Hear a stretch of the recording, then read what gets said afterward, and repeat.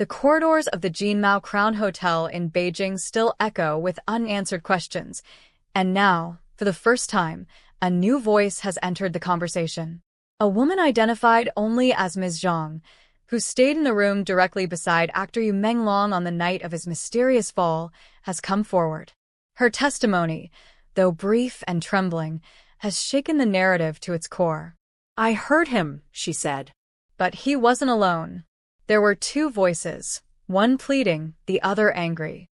For months, speculation around Menglong's death has raged across the internet.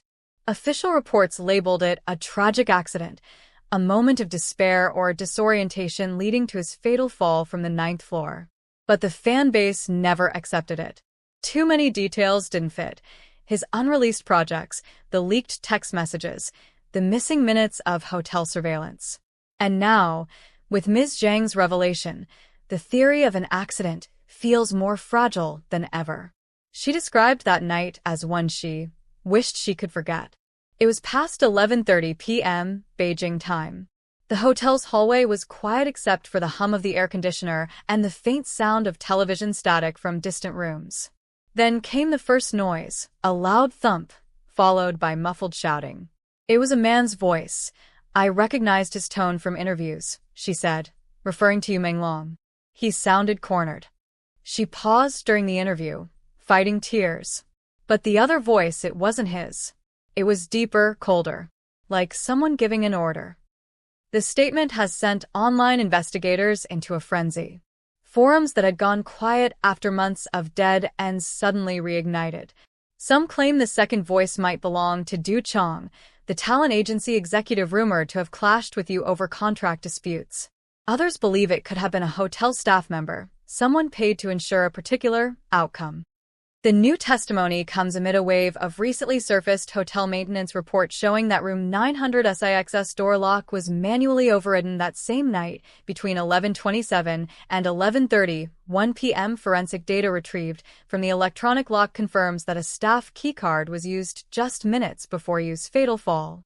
The hotel refused to comment when contacted by reporters, citing ongoing cooperation with authorities.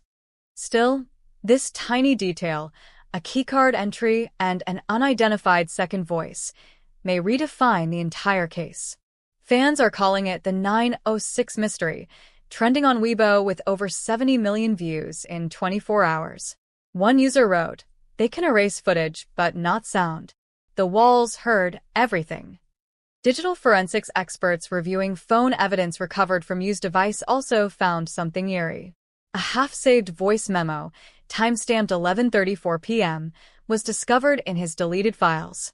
The clip lasts only 5 seconds, too corrupted to reveal clear dialogue, but one faint sound remains, what appears to be a man whispering, "Don't make this harder." For Yu's family, this is the nightmare they feared would resurface.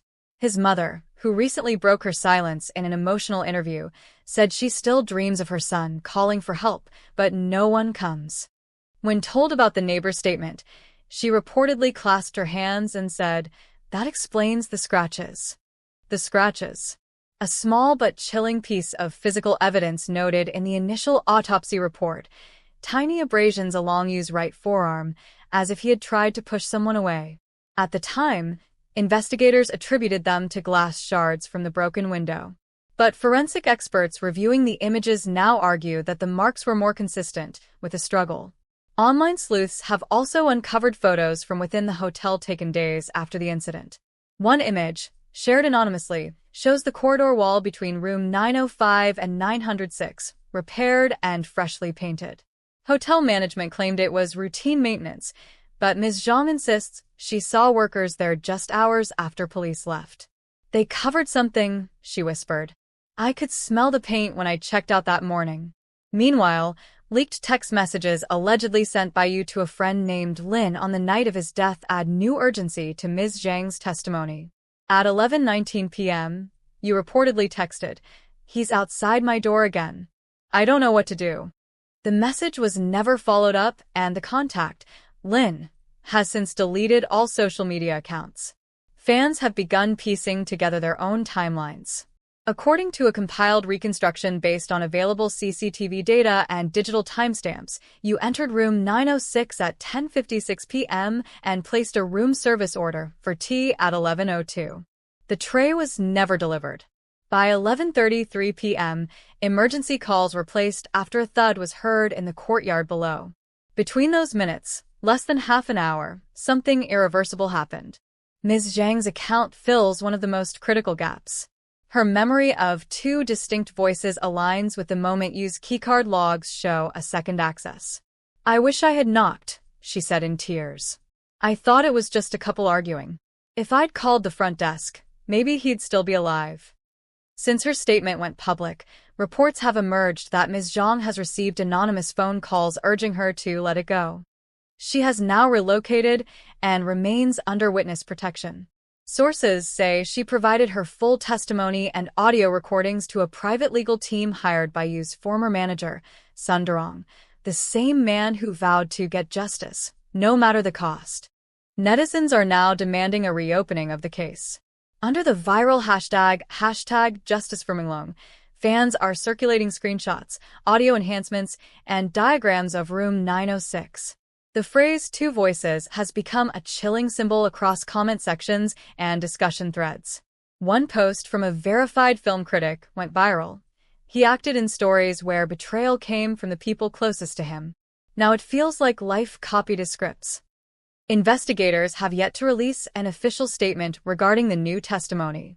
However, sources within the Beijing Public Security Bureau hint that a reassessment of the timeline and audio materials is underway. Forensic sound experts from a university in Shanghai are reportedly examining audio wave patterns from the recovered memo, attempting to isolate frequencies that could identify the second voice. If they succeed, it could mark the first tangible step toward reopening the case.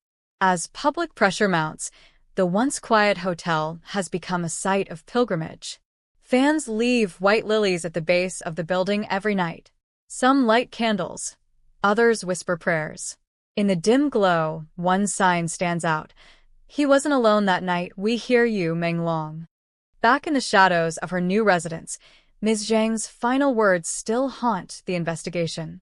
"It wasn't just an argument," she said softly. "It sounded like someone trying to make him do something he didn't want to do."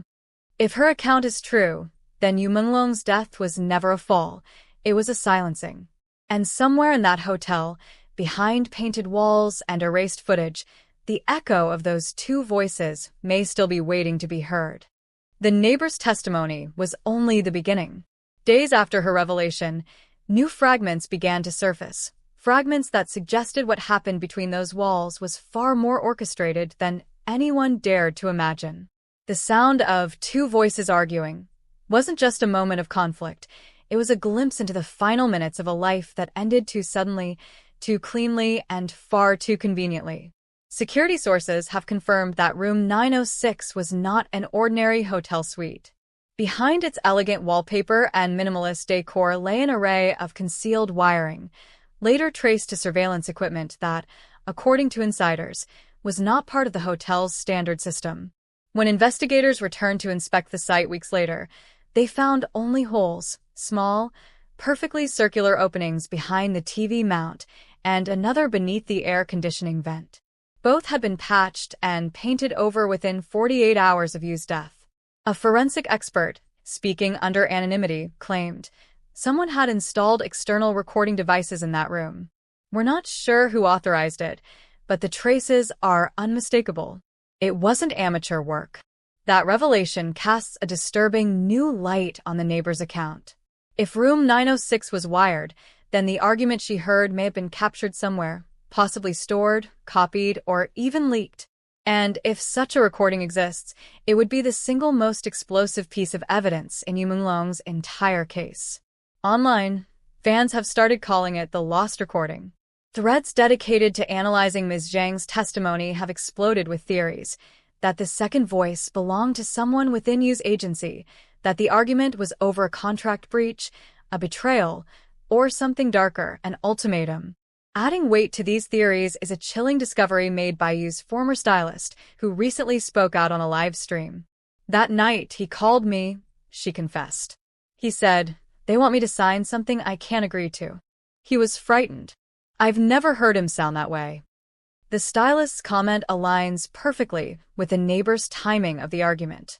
It was between 11:20 and 11:30 p.m., the same period you allegedly sent his final text to a friend, the one that read, "He's outside my door again." Could that someone have entered using the hotel's staff keycard? Records show the key was used once at 11:27 p.m., again at 11:30, and finally at 11:33. The same minute security cameras on the 9th floor inexplicably went dark.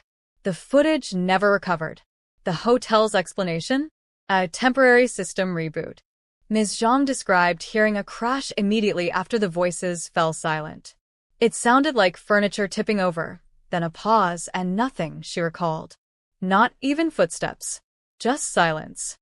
The silence, investigators say, may have lasted approximately 2 minutes before the fall.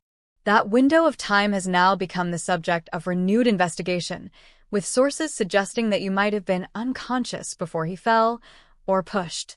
A reconstruction of the room layout by independent journalists shows the balcony window was unusually high, almost shoulder level, making an accidental fall unlikely without a struggle or external force.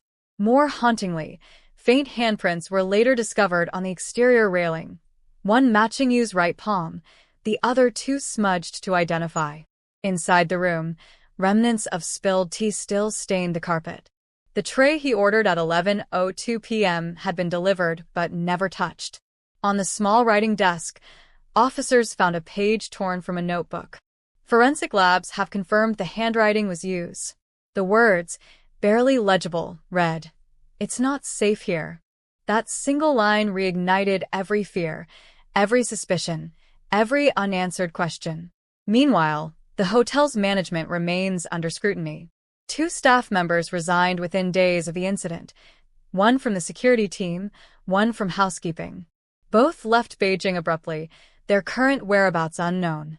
Online detectives traced their social accounts and found they'd been deactivated the same week police closed the case. The coincidence hasn't gone unnoticed. They erased people just like they erased footage.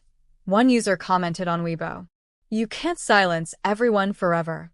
Even more shocking was the emergence of a short audio clip circulating among underground fan forums. The clip, reportedly taken from the neighbor's phone, captured faint but audible shouting through a wall.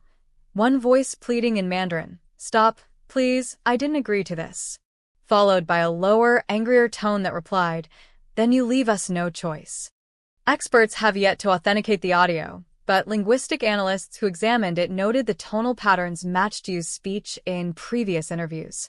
If verified, this would be the first time the world heard the last words of the actor before his death. In a recent press statement, Yu Menglong's former manager, Sun Durong, demanded a reopening of the case. "They want this story buried," he said, "but they forget. Truth doesn't decompose." His words echoed across millions of feeds, reigniting a movement that had begun to fade.